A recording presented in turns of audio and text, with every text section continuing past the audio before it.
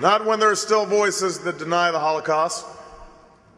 Not when there are terrorist groups and political leaders committed to Israel's destruction. Not when there are maps across the Middle East that don't even acknowledge Israel's existence and government-funded textbooks filled with hatred towards Jews. Not when there are rockets raining down on Sderot and Israeli children have to take a deep breath and summon uncommon courage every time they board a bus or walk to school. I have long understood Israel's quest for peace and need for security, but never more so than during the travels that Lee referred to 2 years ago when I went to Israel.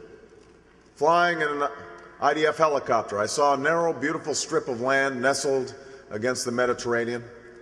On the ground, I met a family who saw their house destroyed by a Katyusha rocket.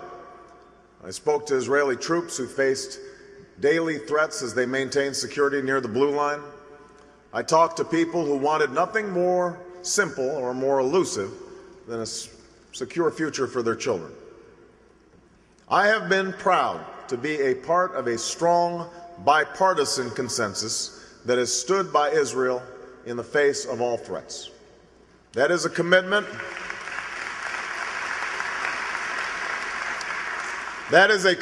that both John McCain and I share, because support for Israel in this country goes beyond party.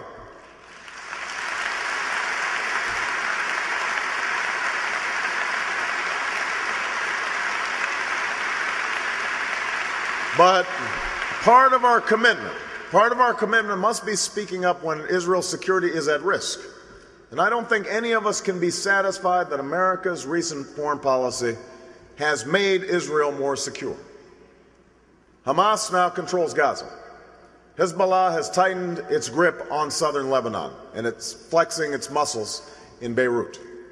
Because of the war in Iraq, Iran, which always posed a greater threat to Israel than Iraq, is emboldened and poses the greatest strategic challenge to the United States and Israel in the Middle East in a generation.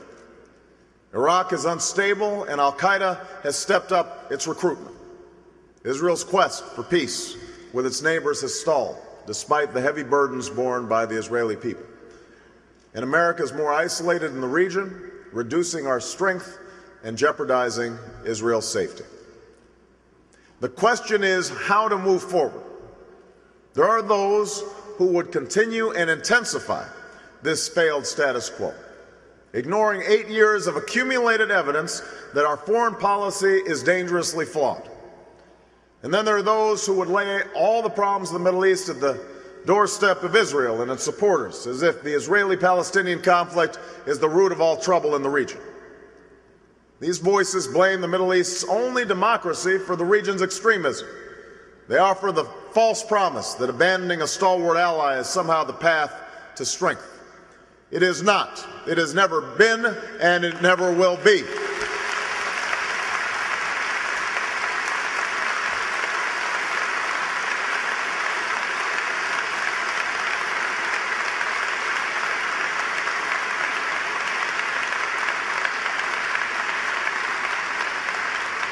Our alliance is based on shared interests and shared values.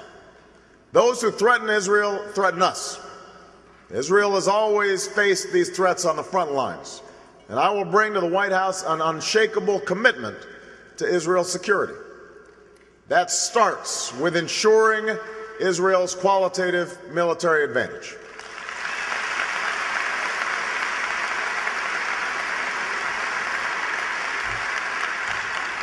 I will ensure that Israel can defend itself from any threat, from Gaza to Tehran.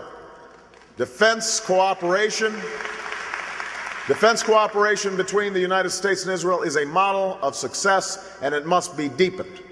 As President, I will implement a memorandum of understanding that provides $30 billion in assistance to Israel over the next decade, investments to Israel's security that will not be tied to any other nation.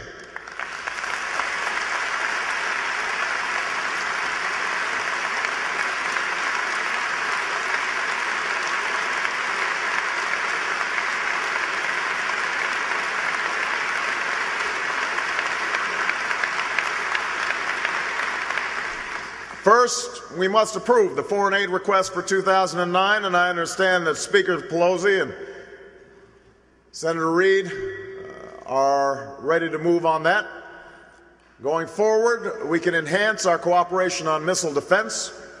We should export military equipment to our ally Israel under the same guidelines as NATO, and I will always stand up for Israel's right to defend itself in the United Nations and around the world.